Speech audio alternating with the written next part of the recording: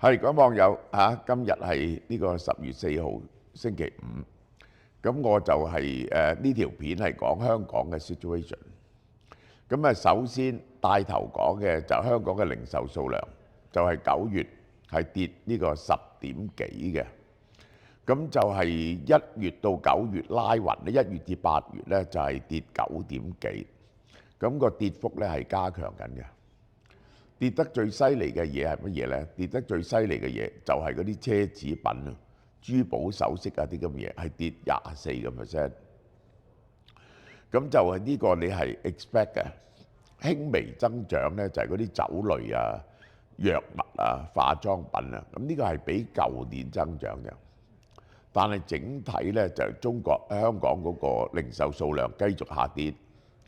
咁就北京呢個特區政府嘅解釋就因為港紙貴啦，呢個港紙貴啦，就係大陸嗰個經濟情況，呢個佢冇講係我講嘅，亦都唔好，令到嗰啲人咧就少咗買奢侈品，呢個其中一樣嘢。咁係唔係就係啲人轉咗去做電商咧？其實就係冇事實證明呢樣嘢嘅。電商佔香港嘅零售咧，只係8點幾個%嘅啫。咁就係 TV Mall 嘅生意都唔好啊 ，TV Mall 嘅生意都唔好，因為咧而家即係中港之間交通方便咗，就係令到好多人去深圳買嘢咯，唔需要再買電商。就算買電商啊，你都係買拼多多啊、淘寶啊嗰啲咧，就爭好遠嘅。好啦。咁另外一個咧就係呢幾日提出好嚴重嘅問題，我就真係想認真啲睇一睇，就講香港嘅貧窮問題。香港貧窮問題咧，就話香港有139萬人喺貧窮線下邊。你知咧，呢個世界咧計貧窮線咧就有兩種方法，一個咧就係相對嘅貧窮線。相對嘅貧窮線就即係點咧？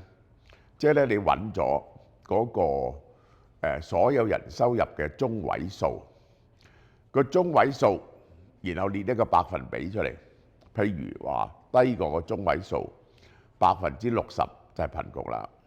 香港咧就一半，即係如果中位數係23,000蚊，你嘅收入少過11,500蚊，你就係貧窮啦。咁呢個咧我要講清楚，既然呢個相對數字咧，呢個貧窮咧嘅人口咧永遠存在嘅，即係收入嘅一半嘅一半，收入嘅一半嘅一半係佔嘅人口嘅百分比係幾多呢？哦，咁啊，咁咧就 depend on 你嗰個財富收入分配係點啦。譬如你嘅財富分配越係作啞鈴狀，即係咧最有錢嘅人同埋最窮嘅人越多嘅話咧，呢個貧窮線以下嘅人咧就越多嘅，越多嘅。即係假如你係直筆筆咁樣分配，一半又一半，咁就係25%。咁香港咧好明顯唔係139萬人。咁呢個咧係反映咗個社會嘅貧富懸殊嘅情況嘅嚴重，呢個第一點。呢啲咧叫相對嘅貧窮線。第二個咧，我哋要睇下個絕對嘅貧窮啊！絕對嘅貧窮咧就係嗰啲人究竟呢個收入能夠享受到一個合理嘅生活咧？即係咁樣。嗱，呢個研究咧就樂施會攞出嚟嘅。樂施會咧就話最窮嗰10% 人嘅收入咧只係得1,600蚊。嗱，呢個咧我又要提醒大家嚇，佢所謂嘅收入嘅1,600蚊咧，就係好多係喺條貧窮線，有啲人咧係接近係冇收入嘅，冇收入嘅。我真講冇收入點樣可以生存？咁有啲就係好低收入，譬如12,000蚊，咁就係一家有3個人，老豆老母同埋個仔女，除3，咁咪得4,000蚊咯，4,000蚊咯。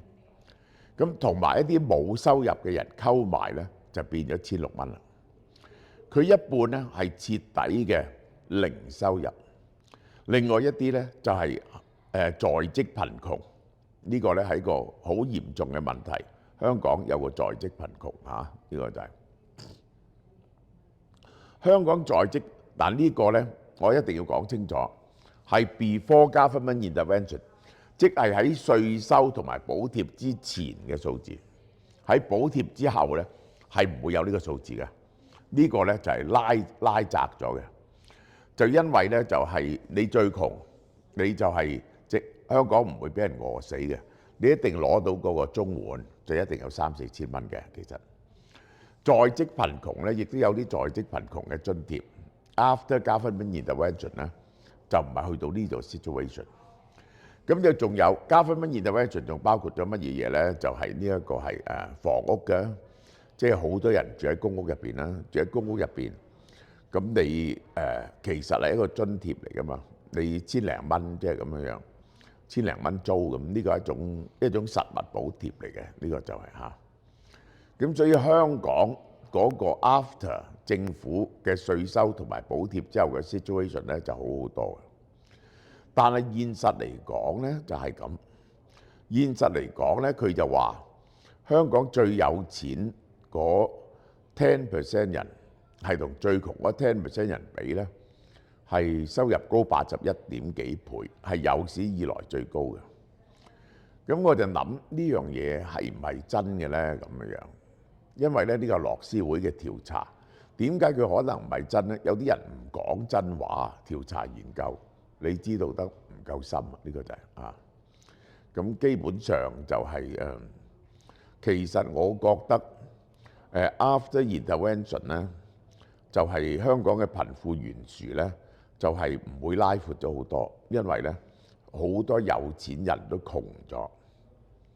最有錢嘅 10% 嘅人基本上都窮咗，而喺底嗰班人咧就係冇咁窮喎。調翻轉頭，因為佢咧係維持呢個政府嘅津貼綜援咧，都係達到某一個特定嘅標準嘅。香港即係你喺乜嘢情況之下，嗰個貧富懸殊會拉得好高咧？就係個社會好繁榮喎，咁而嗰個低薪嗰啲人咧就非常之低薪，或者失業率非常高。個社會有個泡沫，而失業率非常高。咁咧嗰個貧富懸殊唔計政府嘅干預咧，計埋政府嘅干預咧，都會係非常之貧窮。香港呢幾年嘅大患啊，係嗰啲有錢嘅人咧就係窮咗好多。嗰啲使錢嘅精英嘅中產階級咧就好多人移咗民。反而咧個失業率咧就好低喎。嗱，我講講實際上呢個揾工嘅 situation 啦，就係咁嘅。原來咧你而家請一份起碼嘅清潔保安工咧，大約就係12,000蚊到。所以即係政府話要1萬蚊樓下先申請公屋咧，呢個完全不切實際，嗰啲係全部呃你嘅。如果佢出嚟打工咧，就冇可能有1萬蚊以下嘅。大約我問嗰啲行家啦，清潔同保安嗰啲係比較閒嘅工，就係1,100,2蚊咧，就係香港人工嘅最底層，大約係咁。咁咧就係佢話咧，焗住咧就失業率好低啊嘛，焗住咧就80歲嚟咧都請噶啦，就派啲好閒嘅工作俾佢做，係執下垃圾啊，即係之類啲嘢啦，整理下啲清潔啊，唔會俾佢做粗糙嘢。呢個就係咁。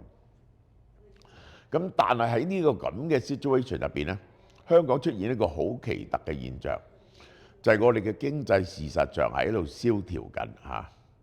因為咧，我哋話個經濟唔係衰退緊咧，其實係呃人嘅。因為咧就靠嗰個出入口數字，而個出入口數字咧，香港嘅出入口數字同大陸嘅出入口數字咧係唔能夠 match 嘅，成條咧係假數嚟嘅。我可以話俾你聽，成條係假數嚟。咁就係香港實際上一定喺度衰退緊。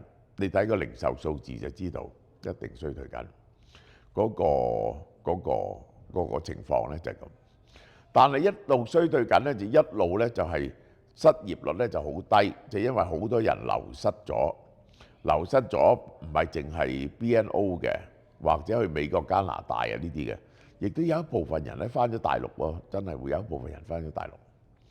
喺咁嘅情況之下咧，就令到嗰個人口啊係嗰個勞動力咧係唔夠嘅。咁而我要講嘅咧就係特區政府就係喺呢度咧就輸入外勞嚇，即係輸入外勞咧，佢就要你去整咗個中位數出嚟，呢個然後咧就係保證就係唔好嗰啲收入咧就係你喺香港請唔到人，然後先可以請外勞嘅。好多個行業都積極俾人請外勞。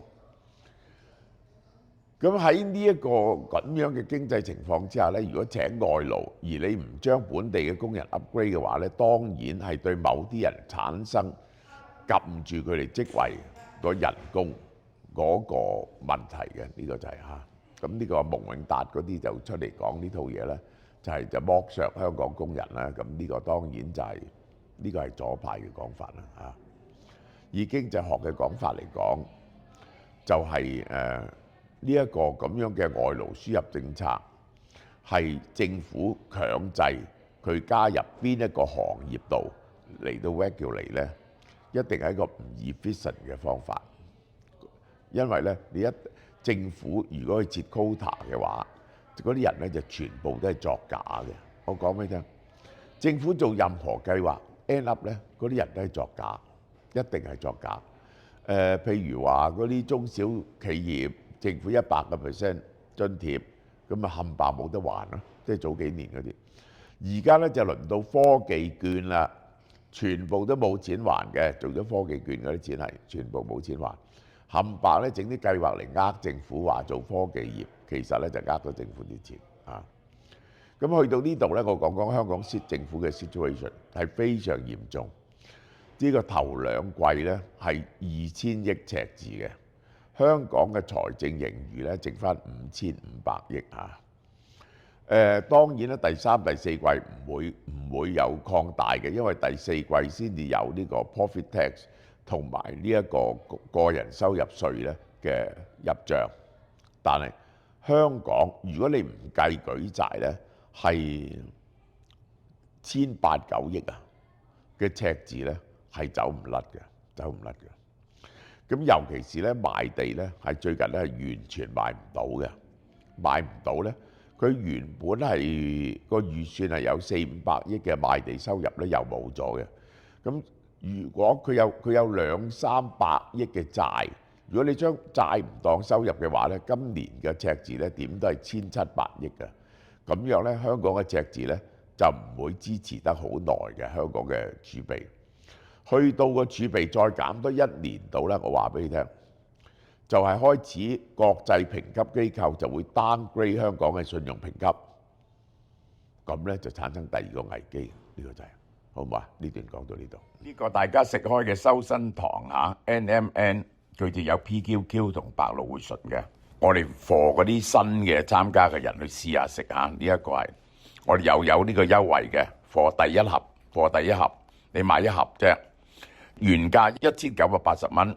而家就1280蚊，仲有好好嘅嘢送喎，日本銀座近期非常紅嘅溝拉麵啊！大家有冇食過呢？你只要嚟俏貓貓門市買一盒 NMN 1280蚊啊，就會送呢個日本嘅溝雞白湯拉麵一盒，入邊咧係有5包嘅啊，非常之好食嘅。